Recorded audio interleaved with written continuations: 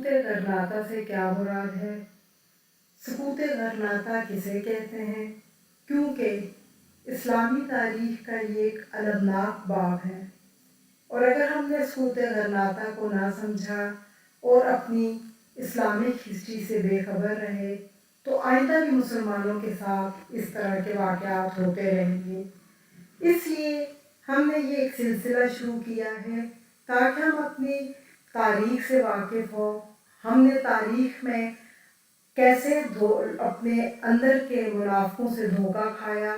اور کیسے اسلامی جو مملکتیں تھیں اتنی بڑی بڑی، وہ ٹکڑے ٹکڑے ہو کر اپنا وجود ختم انہوں نے کیا۔ تو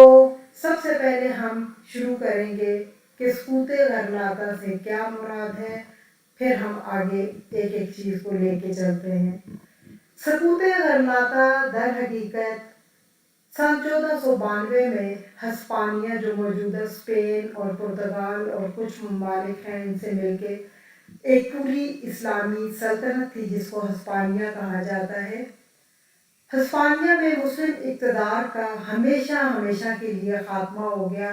اور ان کی آخری ریاست جو غرناطہ کے نام سے، جو بہت تاریخی جگہ ہے، وہ بھی مسیحیوں کے یعنی عیسائیوں کے قبضے میں چلی گئی۔ اس واقعے کو تاریخ میں سقوط غرناطہ کے نام سے یاد کیا جاتا ہے۔ اسپین میں مسلمانوں نے، آپ یاد رکھیں کہ 800 سال جو ہے وہ حکومت کی، اور 1492 میں یہ مسلمانوں کے اقتدار کا 800 سالہ دور ختم ہوا اور مسلمانوں کا سورج وہاں پر غروب ہو گیا۔ اس کے بعد ہم دیکھتے ہیں مزید کہ اسپین، ہسپانیہ یا اندلس، یہ اصل میں پرانے نام ہیں ان جگہوں کے، اور ہسپانیہ جو ہے وہ مجموعی طور پر اس میں جیسا کہ اسپین اور مختلف جو چھوٹے چھوٹے ممالک ہیں وہ آتے ہیں۔ یہ کبھی اسلامی تہذیب کا جو ہے وہ گہوارہ ہوتا تھا، اور یہاں پہ بہت زیادہ مسلمانوں نے علمی اور ادبی ترقی کی، اور ہسپانیہ میں اندلس کا جو آخری بادشاہ تھا ابو عبداللہ، اس نے مسیحی حکمرانوں کے سامنے ہتھیار ڈالے، اور اس کے ساتھ ہی ہسپانیہ میں مسلم اقتدار کا ہمیشہ کے لیے خاتمہ ہو گیا۔ ہسپانیہ میں آخری مسلم امارت غرناطہ کے حکمران ابو عبداللہ اس کا نام تھا۔ اس نے مسیحی حکمران فرڈینینڈ اور ملکہ انزبیلا، جو تاریخ میں ملکہ انزبیلا کے نام سے مشہور ہے،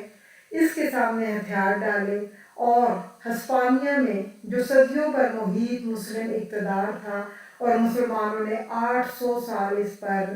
راج کیا، وہ اقتدار مسلمانوں کا ہمیشہ کے لیے ختم ہو گیا۔ بظاہر معاہدے کے تحت مسلمانوں کو مکمل مذہبی آزادی کی یقین دہانی کرائی گئی، لیکن مسیحی حکمران زیادہ عرصہ اپنے وعدے پر قائم نہ رہے، اور یہودیوں اور مسلمانوں کو ہسپانیہ سے بے دخل کر دیا گیا، اور بعض مسلمانوں کو جبراً مسیحی بنایا گیا، اور جنہوں نے اس سے انکار کیا ان کو جلا وطن کر دیا گیا۔ اب ہم دیکھتے ہیں کہ اس سب کے پیچھے اور آخر میں جو مسلمانوں کا آخری جو بادشاہ تھا اور آخری جو اقتدار تھا، اس کے پیچھے اپنے ہی لوگ تھے، کیونکہ مسلمانوں کو ہمیشہ باہر کے دشمنوں سے بھی زیادہ اندر کے غداروں نے نقصان پہنچایا ہے۔ اور ابو عبداللہ جو تھا وہ اندلس کی آخری مسلم ریاست مملکت غرناطہ کا آخری بادشاہ تھا، اور یہ وہ بدبخت حکمران تھا جس نے عین اس وقت اپنے والد اور چچا، ان کے والد محمد بن یوسف اور چچا محمد بن سعد الزاغر کے خلاف عزم بغاوت بلند کیا، جب وہ اندلس میں عیسائیوں کے مشترکہ لشکر سے اندلس میں مسلمانوں کی بقا کی آخری جنگ لڑ رہے تھے۔ عین وقت پر صرف اقتدار کی ہوس نے جو ہے وہ بیٹے نے جو ہے وہ باپ کے خلاف جو ہے وہ کارروائی کی اور عیسائیوں کا ساتھ دیا، اور اس طرح سے مسلمانوں کو اپنے ہی اندر کے غداروں نے نقصان پہنچایا۔ باہر کے جو دشمن تھے وہ تو تھے ہی تھے، لیکن جب اندر کے لوگ جب غداری کرتے ہیں تو زیادہ نقصان کا باعث بنتے ہیں۔ اس موقع پہ ان کی والدہ نے جو تاریخی الفاظ بولے، تاریخ نے انہیں محفوظ کر لیا، اور یہ وہ تاریخی الفاظ ہیں جو مسلم ہسپانیہ اندلس کے آخری حکمران ابو عبداللہ بن ابو الحسن کی والدہ نے اس وقت کہے تھے جب وہ ہسپانیہ کی اور غرناطہ کی جو ہے چابیاں ان کے حوالے کر رہے تھے۔ ان کی والدہ نے یہ تاریخی الفاظ بولے، جس چیز کی حفاظت تم مردوں کی طرح نہیں کر سکتے، اس کے چھن جانے پہ عورتوں کی طرح آنسو بہانے سے کیا فائدہ۔ یہ وہ تاریخی الفاظ ہیں جو مسلم ہسپانیہ اندلس کے آخری حکمران ابو عبداللہ کی والدہ نے اس وقت کہے تھے جب وہ غرناطہ کی چابیاں عیسائی حکمرانوں کے حوالے کر کے ہمیشہ ہمیشہ کے لیے غرناطہ سے جلا وطن ہو رہے تھے۔ جب انہوں نے اپنی آخری نگاہ اپنے آبا و اجداد کے ورثے پہ ڈالی تو ان کی آنکھیں ڈبڈبا گئیں اور اس موقع پہ ابو عبداللہ کی آہ نکلی۔ اب ہم اس داستان کے آخری باب کی طرف چلنے سے پہلے اس کے آغاز کے بارے میں جانتے ہیں کہ اس کا آغاز کیسے ہوا، یہاں پہ مسلم اقتدار کیسے پہنچا۔ تو اس کا آغاز تقریباً 800 سال قبل جبل طارق یا جبرالٹر، ایک پہاڑی کا نام ہے، جبرالٹر کے ساحل پر جب طارق بن زیاد نے اپنی کشتیاں جلائی اور وہاں کے عیسائی شہنشاہ کنگ روڈرک کو شکست دی تھی، تو موسیٰ بن نصیر اور طارق بن زیاد نے، یہ دو جو تھے جرنیل تھے جنہوں نے ہسپانیہ سے عیسائی حکومت کا خاتمہ کیا، اور اس طرح سے وہاں پر اسلامی ریاست کا آغاز ہوا۔ اور تھوڑے ہی عرصے کے بعد ہسپانیہ جو ہے دمشق کی خلافت کے زیر نگین آ گیا، اور دمشق کے انقلاب کے بعد اسلامی خلافت جب بغداد منتقل ہوئی اور اندلس کی حکمرانی اس وقت اموی شہزادے عبد الرحمن داخل کو مل گئی، اور اس طرح سے خلافت امیہ میں جو ہے اسلامی ریاست جو ہے وہ شروع ہو گئی ہسپانیہ میں۔ اسی لیے اقبال نے بہت اچھا اس دردناک واقعے کو اپنی شاعری میں ایسے بیان کیا ہے: اے گلستان اندلس، وہ دن ہے یاد تجھ کو، تھا تیری ڈالیوں میں جب آشیاں میرا۔ اقبال افسوس کرتے ہیں اور اپنے غم کا اظہار اس شعر میں کرتے ہیں کہ کبھی یہ اندلس، یہ ہسپانیہ اسلامی ریاست کے بہت بڑے بڑے مرکز ہوتے تھے، لیکن آج وہ عیسائیوں کے ہاتھوں میں چلے گئے، اور انہوں نے مسلمانوں کی وہ ساری تاریخی کتابیں اور ساری چیزیں ختم کر کے اپنے چرچ اور اپنے کلیساؤں میں اس کو بدل دیا۔ اس پر اقبال غمگین ہیں اور شاعری میں اپنے دکھ کا اظہار ان الفاظ میں کرتے ہیں۔ اس کے بعد جب 800 سال پہلے جب اندلس میں جب ہسپانیہ نے اسلامی ریاست کا آغاز ہوا تو اس وقت اندلس میں کئی حکومتیں بدلی، اور مسلمان اندلس میں پھر مضبوط اور مستحکم ہوتے گئے، اور ایک وقت آیا آہستہ آہستہ اندلس عالم اسلام کا علم و ہنر کا مرکز بن گیا، اور دور عروج میں اندلس میں ابن بیطار، ابن رشد، ابن باجہ، الفارابی، ابن حزم، اسحاق موصلی اور الخطیب جیسے ہزاروں علماء اور فضلاء پیدا کیے، بلکہ یہ علم اور ہنر کا جو ہے وہ مرکز مانا جاتا تھا۔ اس قدر ترقی کی اندلس نے۔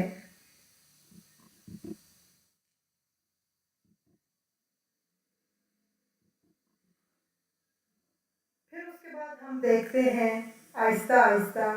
وقت نے پلٹا کھایا اور اندلس کے مسلمانوں کا زوال شروع ہو گیا،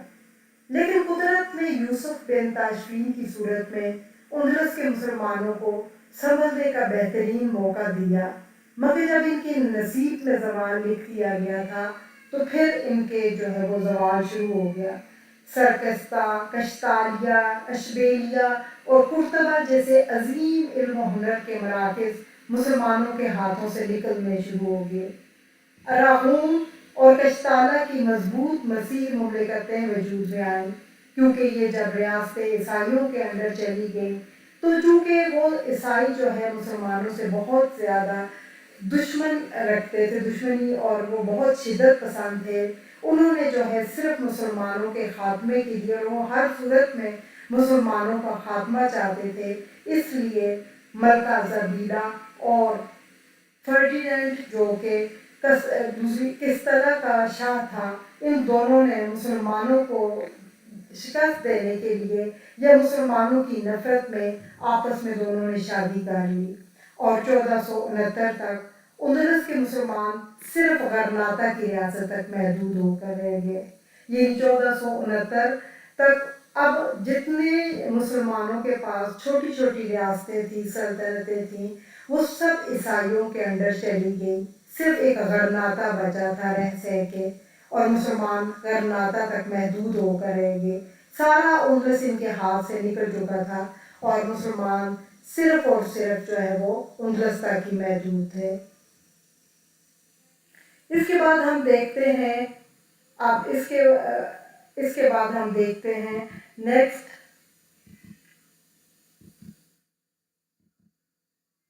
اب آگے مسلمانوں کی آپس میں جو بغاوت، اندرونی بغاوت تھی، جس نے جو ہے وہ مسلمانوں کو بہت نقصان پہنچایا۔ غرناطہ کا جو ولی عہد تھا اس وقت کا، اس ولی عہد نے غرناطہ کے آخری دور میں جب مسلمانوں کو ایک نڈر اور ناقابل شکست شخص محمد بن یوسف جیسا حکمران ملا، تو اہل اندلس کو جو ہے جب طویل عرصے کے بعد ایک لائق اور اچھا حکمران ملا، تو اب اہل اندلس ان سے جو ہے بہت امیدیں رکھتے تھے اور انہیں اپنا نجات دہندہ تصور کر رہے تھے، اور سلطان ابو الحسن سے مسلمانوں کی توقعات کا اندازہ اس بات سے لگایا جا سکتا ہے کہ سلطان کا خود اپنا بھائی جو تھا محمد بن سعد الزاغر، وہ مالکا کے علاقے کا حکمران تھا، لیکن جب اس نے محسوس کیا کہ مسیح ان دونوں بھائیوں میں پھوٹ ڈلوانا چاہتے ہیں، تو زاغر فوراً غرناطہ پہنچا اور اس نے مالکا کے تخت سے دستبردار ہوتے ہوئے اپنے بھائی کے ہاتھ پر بیعت کر لی، اور اس طرح سے ابو الحسن جو ہے وہ طاقتور ہو گیا۔ جب فرڈینینڈ نے ابو الحسن سے اس وقت خراج مانگا، تو چونکہ مسلمان دوبارہ سے جو ہے وہ مستحکم ہو رہے تھے، تو اس موقع پر جو اس نے تاریخی الفاظ بولے تھے، وہ تاریخ نے آج بھی محفوظ کر لیے۔ ابو الحسن نے کہا، غرناط کے ٹکسال میں مسیحوں کو دینے کے لیے ہمارے پاس اب صرف وہ تلواریں ہیں جو ان کی گردنیں اتار سکے۔ یہ جو آپ سن کر فرڈینینڈ اور ملکہ زبیدہ بہت حیران ہو گئے، اور وہ اندلس سے چونکہ مسلمانوں کا خاتمہ چاہتے تھے، اور انہوں نے ابو الحسن سے فیصلہ کن جنگ کرنے کا سوچا، اور انہوں نے آخری جنگ کی جو ہے وہ تیاریاں شروع کر دی۔ چونکہ ابو الحسن بھی اس سے غافل نہیں تھا، آخرکار غرناطہ کے سرحدی مقام لوشا میں سلطان ابو الحسن اور فرڈینینڈ کا ٹکراؤ ہوا۔ اہل غرناطہ قوت اور عدد دونوں اعتبار سے عیسائیوں کی مشترکہ افواج کے مقابلے میں کمزور تھے، مگر ان کو علم تھا کہ اندلس میں یہ ان کے پاس آخری ایک خطہ رہ گیا ہے، چونکہ غرناطہ ہی تک ان کی جو ہے وہ مسلمان صرف محدود ہو گئے، اس لیے انہوں نے اس کے دفاع کے لیے سر دھڑ کی بازی لگائی۔ آخرکار لوشا کے میدان میں طارق بن زیاد کی یاد کو تازہ کرتے ہوئے ابو الحسن نے فرڈینینڈ کو شکست دے دی۔ ابھی ابو الحسن لوشا کے میدان میں ہی تھا کہ غرناطہ میں اس کے ولی عہد اس کے بیٹے نے بغاوت کر دی اور غرناطہ کے تخت کا مالک بن بیٹھا۔ اب جو باپ تھا وہ عیسائیوں سے جہاد میں مشغول تھا، مسلمانوں کے لیے یہ اطلاع بہت تکلیف دہ تھی۔ لوشا کی فتح کے بعد وہ ابو الحسن کی سربراہی میں اندلس میں مسلمانوں کی دوبارہ نشاط ثانیہ کا خواب دیکھ رہے تھے۔ ابو عبداللہ کی بغاوت نے ان کو جو ہے بہت مایوس کر دیا، اور سلطان ابو الحسن کو مجبوراً لوشا چھوڑ کر مالکا میں پناہ لینی پڑی۔ یعنی اس نازک دور میں جب اہل اندلس اپنی بقا کی جنگ میں مصروف تھے، بیٹے نے صرف اقتدار کی ہوس میں غرناطہ کی سلطنت کو 2 حصوں میں تقسیم کر دیا، بجائے یہ کہ وہ باپ کے ہاتھ مضبوط کرتا، اور مضبوط کرنے کے بجائے اس کی سلطنت کے ہی درپے ہو گیا۔ دوسری طرف جب مسلمانوں کو تقسیم دیکھا اور آپس میں ہی جب یہ دیکھا کہ اندر ہی پھوٹ پڑ گئی ہے، تو اس سے فرڈینینڈ کو اور حوصلہ مل گیا، اس نے مالکا پر حملہ کر دیا۔ مالکا میں ابو الحسن اور فرڈینینڈ کو برسر پیکار دیکھ کر ابو عبداللہ نے بے غیرتی کی انتہا کرتے ہوئے ابو الحسن پر یعنی باپ پر پشت سے حملہ کر دیا۔ ابو الحسن تجربہ کار سپاسلار تھا، اس نے ایک طرف تو عیسائیوں کا ڈٹ کر مقابلہ کیا اور دوسری طرف ابو عبداللہ کو واپس غرناطہ جانے پر مجبور کر دیا۔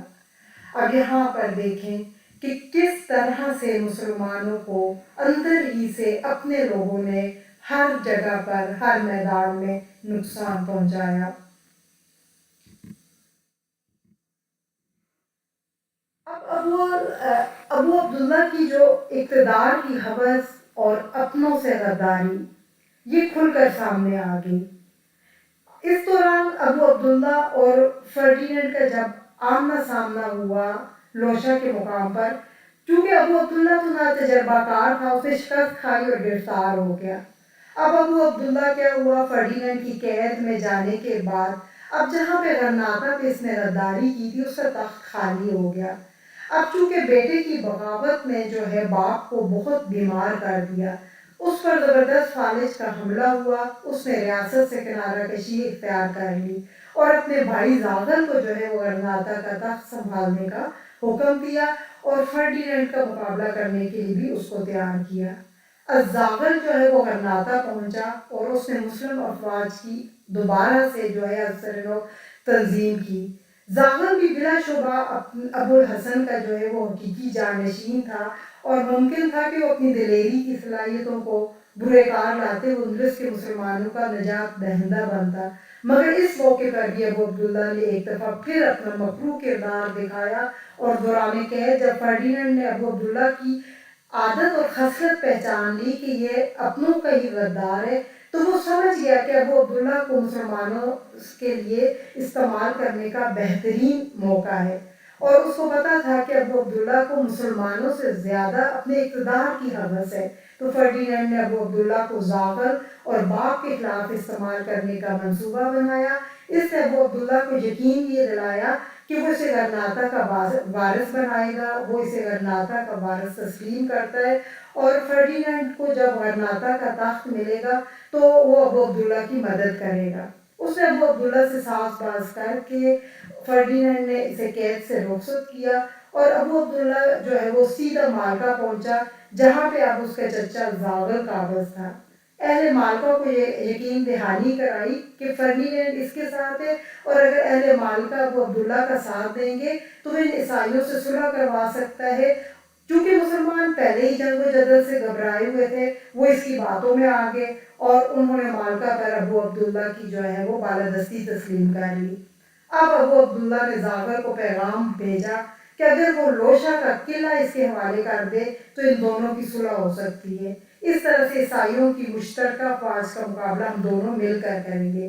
لوشا کا قلعہ آپ یاد رکھیں کہ لوشا کا قلعہ دراصل غرناطہ کا دفاعی مورچہ تھا، یعنی یہ آخری مسلمانوں کے پاس ایک دفاعی طاقت تھی۔ فرڈینینڈ کئی سالوں سے لوشا پر قبضہ کرنے کے چکر میں تھا، مگر وہ کامیاب نہیں ہو سکتا تھا۔ اس کے لیے اب غرناطہ کو فتح کرنے کا یہ آخری جو ہے وہ ایک